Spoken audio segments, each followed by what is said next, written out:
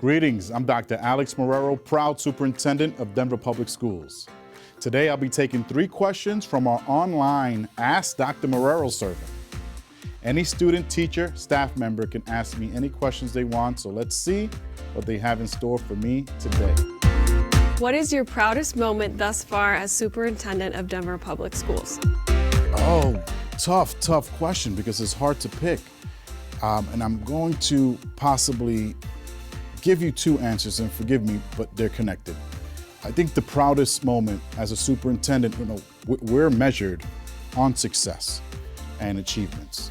And to say that I was elated and proud that we have the highest amount of graduates this past year, the highest graduation rate ever in the history of Denver Public Schools, clearly is a standout. That means that we are doing something right and allowing our scholars to get through the K-12 continuum and make their decision, whether it's career, college, or the military, or beyond, or other options.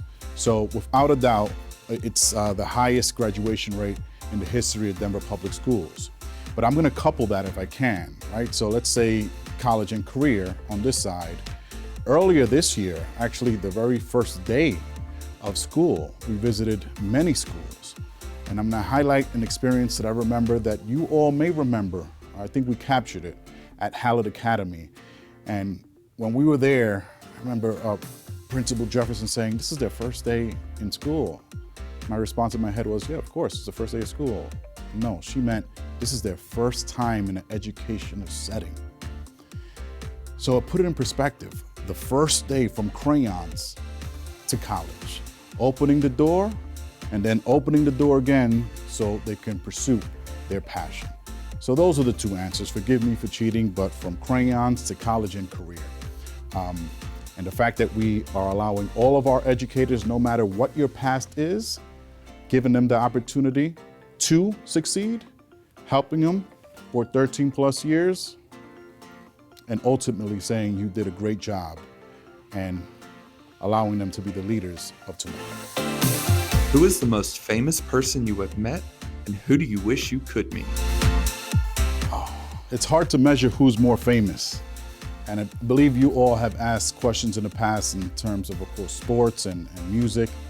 And I've had the pleasure of meeting a whole lot of musicians and where I came up, hip hop artists and local legends. So I'm gonna spare the answer like a big pun or Fat Joe, just so you know. Because they became common, they were part of our neighborhood. But someone who was out of reach that my brother and I and all the kids my age would watch every Saturday morning was formerly known as WWF, now it's WWE, wrestling. And we had the Hulk Hogans, we had the Ultimate Warriors, we had the Macho Man, but my favorite, by far to this day, was the best that there is, the best that there was, and the best that there ever will be, which is Bret Hart. I had the opportunity to cheer him on as a youngster, and when I was an adult after he retired, I remember doing everything in my power to acquire some tickets, and he came for a show in Connecticut. I was in New York. I drove up to Connecticut. I brought my cousin who was not a fan of his. He was a Shawn Michaels guy. But we were able to meet Bret Hart, and I have several things signed from Bret Hart. And here's what's most interesting. He looked, although he wasn't the biggest out of all those wrestlers, and I want to acknowledge that some of you watching this may say, who is that? I'm not gonna get offended, but just know Roman Reigns, I guess is the one, John Cena, who's the relevant ones now. And they can't tie Bret Hart's boots, just, it's levels, right? Just The Rock, none of them can, right? Bret Hart is in a different stratosphere, the best there is, was, and ever will be. But what was most humbling and what put in perspective, although he's retired and he wasn't as, flashy, he was like, yay big. So at one point I thought, wait a second, I could have been a wrestler, right? This is a champion of the world, the best ever, and you're right here with me. And obviously I'm kidding. The legend, Bret Hart. Maybe he's not the most famous, and I'm sure I've had the privilege and elected officials and folks who've been in DC, but impact to me as a youngster growing up and watching those Saturday superstars, meeting Bret Hart was, I turned into a little fanatic. as an adult, which was very interesting. So Roman Reigns, who else is? I know Roman Reigns is a popular one now. John Cena, I believe, is still popular, right? I don't follow wrestling. I can't wait actually until my son Axel gets into it, so then I can re-engage. I think it's very entertaining. But it doesn't matter who the champion is now. They can't tie Bret Hart's boots. I've noticed that you almost always salute the audience when ending your Marrero moments. Is there a special reason behind that? Yes, thank you for noticing. And it's become second nature, so it's my way of showing respect and saying goodbye. And I guess this segment is over.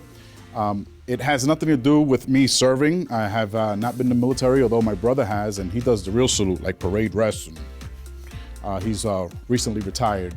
It has nothing to do with that. It has to do with acknowledging respect to you all, but it also is cultural in terms of my upbringing.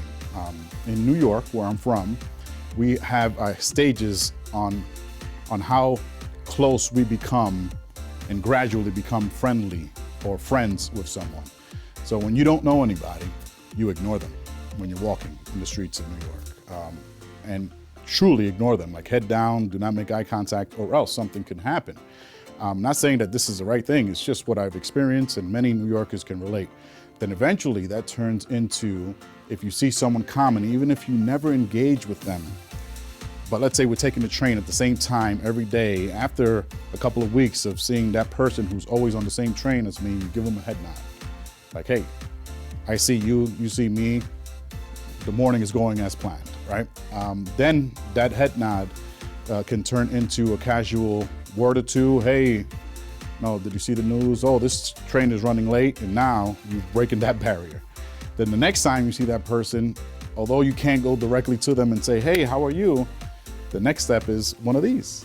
And that's where, hey, I'm saluting you, I acknowledge you, and we've made that step to almost becoming very friendly with each other. I know some may not relate, some may even debate that, but I know that that's how I was able to make relationships. Initially ignoring, then, hey, then it's, I see you. And then ultimately now we become friendly with each other. And in particular, if I'm engaged in this activity here with a group of students or a group of individuals, and I cannot engage with you all, and it's inappropriate for you to come in and say, hey, how are you doing, for a handshake, then what's permissible is, I see you, all right? So I've given you the courtesy, hey, there you go, nice to see you, but I'm engaged at the moment. It will be inappropriate for just to do a head nod, because then that means something's up, right? So I guess those unspoken rules that we have out east, don't know if that's the case here. Let me know if that's the case here. I know here in Colorado, people are incredibly friendly, to the point that I've had to adjust when they come straight, and most people recognize bald head, beard, glasses.